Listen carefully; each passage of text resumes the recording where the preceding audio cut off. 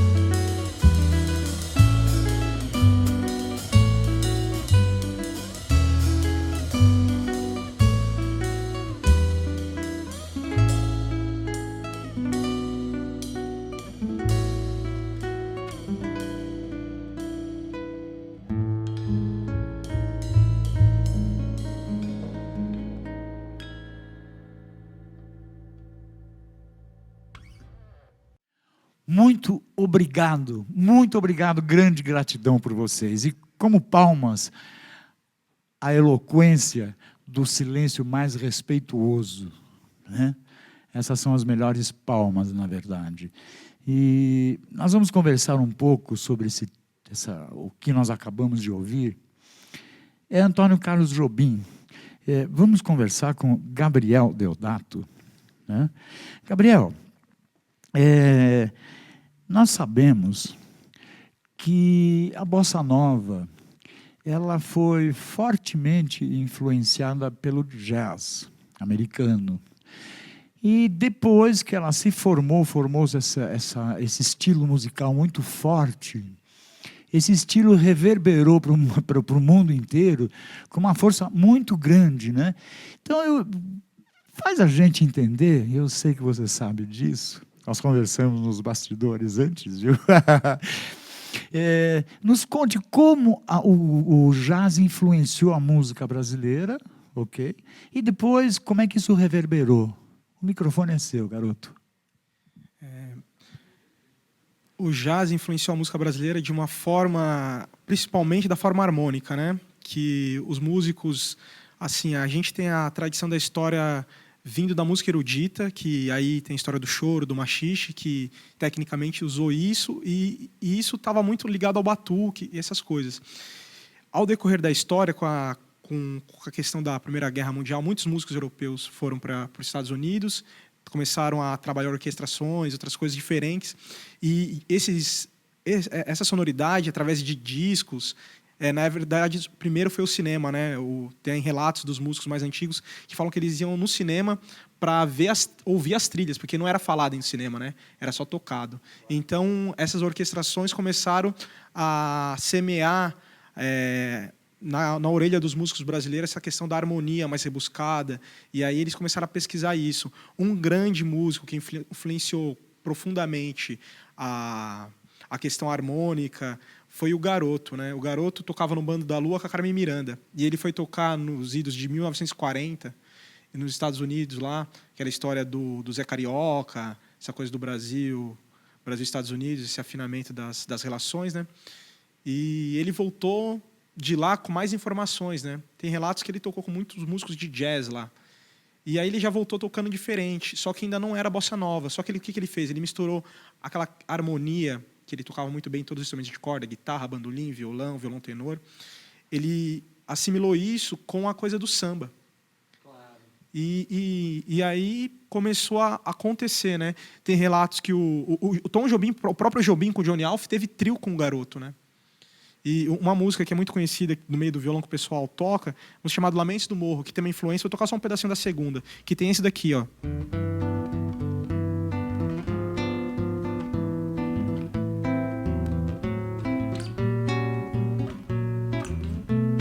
Isso daqui já, hoje a gente fala que isso é bossa nova, mas na época não dava para falar o que era, né?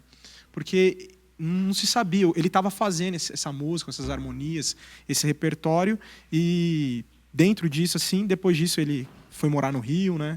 Quer dizer, ele já morava no Rio. Ele começou a influenciar o pessoal de lá, que ele era o cara que fazia uns acordes diferentes, né? Fazia acorde alterado, já estava entendendo essas coisas. Com certeza foi muito influenciado pela essa questão de ter ido lá, né? E ele, como era um cara antenado, deve ter ido pesquisar, provavelmente deve ter trocado muita informação com os músicos de jazz lá. Claro. Pulando um pouquinho a história, assim, porque senão a história é longa, né? Nós chegamos ao Beco das Garrafas, né? Astro Gilberto e tanta gente assim, aí formou-se a Bossa Nova. E a Bossa Nova repercutiu para o mundo, né? Influenciou todos os continentes, praticamente. O que você diria disso, assim, em rápidas palavras? Em rápidas palavras, o que eu acho que aconteceu, o movimento mais forte que aconteceu no Beco das Garrafas foi a questão dos trios instrumentais de jazz, né? Porque os músicos, no geral, estavam já um pouco cansados de só acompanhar os cantores, né? Aí teve o Milton Banana, o Paulinho também sabe muito essa história. Quem mais teve? Talvez Tamba Trio. Essa, né? Luizinho, essa. Uhum. 65 Trio com Edson Machado. Você está vendo, da poltrona, a riqueza da música brasileira, a importância disso tudo. E aí foi caminhando, né, gente? Década de 60, década de 70. Bom, mas na realidade nós estamos aqui. Antes eu vou, como esse programa é totalmente informal, aliás, não é um programa, é um espetáculo. Qual é o nome da próxima música, Gabriel? Passarim, do Antônio Carlos Jobim, nosso maestro soberano aí. E fechando, começando o outro bloco, né? Nós estamos aqui para ouvir música e não para ouvir história só. Então eu vou dizer novamente, som nas caixas e no coração, pessoal. Vamos lá.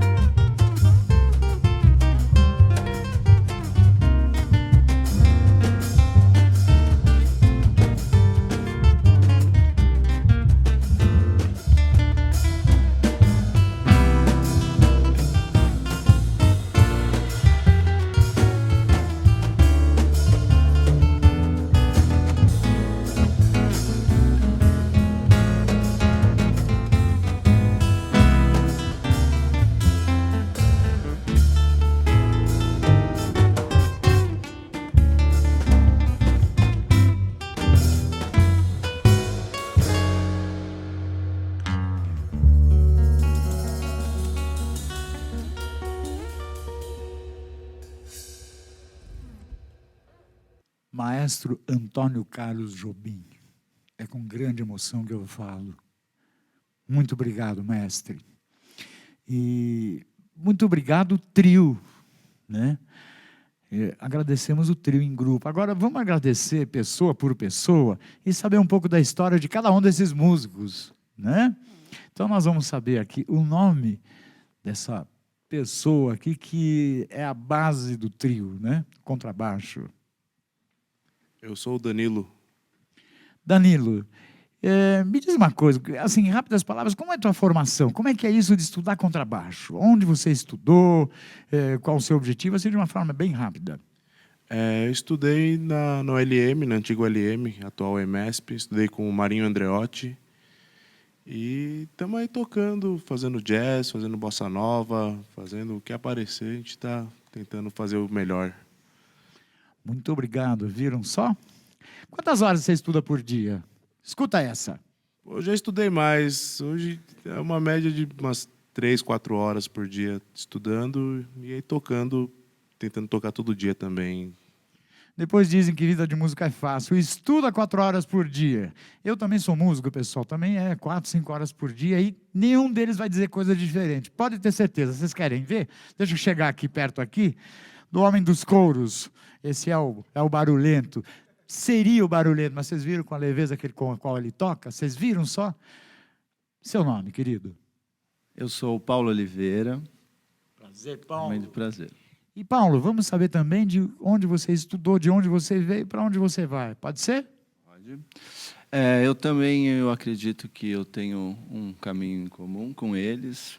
Eu estudei também na EMESP, na antiga Tom Jobim, com aqueles professores que são maravilhosos, José Carlos, Nenê, William Caran. Tentei passar um pouquinho por todos, assim. Fiz também um pouco, estudei no Souza Lima, né? Fiz conservatório e agora eu faço uma pós-graduação lá de improvisação e tal. Mas essa é a minha trajetória e venho por aí, enriquecendo com eles. Assim. Vocês veem, ele está fazendo pós-graduação. Isso quer dizer que ele se graduou. Eu soube nos bastidores, né? Ele fez o mesmo curso que eu, ele se graduou, ele fez licenciatura em música e agora está se graduando em composição e improvisação. Agora vamos saber do Gabriel Deodato. O nome eu já disse, né? Qual a trajetória, de onde ele veio? Mesma coisa, Gabriel. De onde você veio, quem foram os seus mestres, quem você reverencia e agradece como mestres. A gente sempre deve agradecer aos seus mestres. Nossa, são tantas influências, tantas pessoas que ajudaram nessa caminhada musical, né? Desde quando a gente começou no samba, tocando samba, pagode, que a gente não pode esquecer nossas origens, né? Os amigos que me ensinaram desde o começo, sempre cada um ensinava um pouquinho. Claro. Em seguida, entrei também lá na Tom Jobim. Lá conheci o Paulinho lá, através do pessoal, das cantoras também, trabalhando junto. E alguns mestres, assim, eu peço desculpa já de antemão de vários que passaram e sempre me ajudam. Os principais foram o Fernando Chui, o Valdo Luir Gonzaga, são professores da Tom Jobim, Laura Campaner, Renata, o Conrado, o Camilo, o Edmilson Capelupi também. Esses são os mestres de violão, né? E fora da escola teve o Francisco Araújo e o Yuri Caires. Foram muito especiais na minha formação como pessoa e como músico. E um professor muito excelente assim é o Júlio César Figueiredo, que é dessa escola do Luizinho Essa, do meu querido pai musical Gilson Peranzeta, que beberam nessa fonte que você estava falando lá do Beco das Garrafas, né? Que é onde veio Leni Andrade, Elis Regina, toda essa turma, Tamba Trio, que a gente reverencia e admira muito até hoje. Valeu. Uma curiosidade, ele toca violão de 7 cordas. Violão de 7 cordas é um instrumento russo, não é isso? Então, o instrumento violão 7 cordas é um instrumento russo. Relatos que foi uma mistificação dos ciganos russos, ou os ciganos que foram à Rússia, e nessa migração para o Brasil, né, para a América, trouxeram esse instrumento. E esse instrumento acabou sendo usado no início, substituindo a tuba, né, em pequenas formações, principalmente dentro da nossa música genuinamente brasileira, a primeira música urbana brasileira, que é o choro, né? Claro, então ele fazia essa função, né, como se fosse o contrabaixo, mas carregar um contrabaixo dentro de casa ou enfim, para formações menores, a tuba era um instrumento muito agressivo, né? Então começaram a se desenvolver essas linhas de contrabaixo. E o principal que desenvolveu isso foi o Pixinguinha, e o cara que passou isso para o violão, que foi o Pixinguinha, que ajudou, e ele tocou muito com o Pixinguinha, foi o Orondino da Silva, o mestre Dino, né? O Dino 7 cordas. Famoso Dino 7 cordas. E vocês viram que Antônio Carlos Jobim está presente em tudo. Todos estudaram na ULM, que é Antônio Carlos Jobim. E a próxima música, para variar, vai ser do Jobim. Qual vai ser, Gabriel? Vamos falar da A Felicidade, né? Vamos deixar o dia e a semana, o vídeo mais feliz para todo mundo. Grande. Então, mais uma vez, som na caixa, em nossos corações e nossas almas, maestro. Muito obrigado.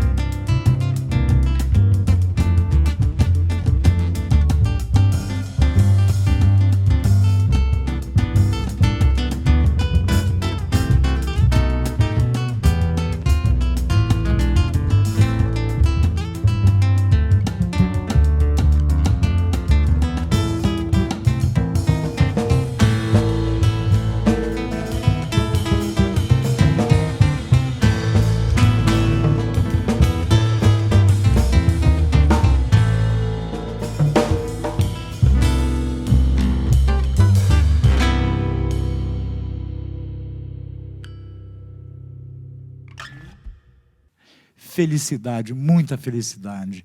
A felicidade de presenciar a execução com tanta leveza e, ao mesmo tempo, peso de nossa música brasileira, da música de Antônio Carlos Jobim, e de presenciar solos que foram executados com tanta limpeza, solos que, além de demonstrarem bastante técnica, não perdem a poesia, a musicalidade do tema. Assim foi o solo do contrabaixista. Parabéns, muito obrigado. O solo do Gabriel Deodato, né, demonstrou técnica, mas não perde não é uma exibição de técnica avançada. Vocês sentiram isso, vocês que estão aí na poltrona? E o solo do Paulo, o baterista, né? E essa felicidade, gente, é proporcionada por esses músicos. Na verdade, o grande causador, o grande proporcionador, vamos dar vidas ao ministro Magri, né, de inventar palavras, na verdade é a Ordem dos Músicos do Brasil. Eu, Gadu, sou músico. Nessa minha trajetória de músico, de longos anos, de músico independente, eu sempre falei muito mal da Ordem dos Músicos, muito mal, você entende? Mas hoje eu estou aqui, olha. Por quê? Porque esse novo trabalho da Ordem dos Músicos, aqui, gente, só tem músicos na diretoria, em tudo quanto é lugar, chove músicos aqui. E isso que você está assistindo é proporcionado por esse pessoal, movidos como eu, pelo coração, de divulgar, de difundir a boa música aqui no nosso país e de profissionalizar a arte musical, né? E você que está curtindo aqui, você quer participar aqui? Inscreva-se no nosso canal, venha conversar com a gente, venha conhecer, quem sabe amanhã a sua banda, ou você executando aqui, né?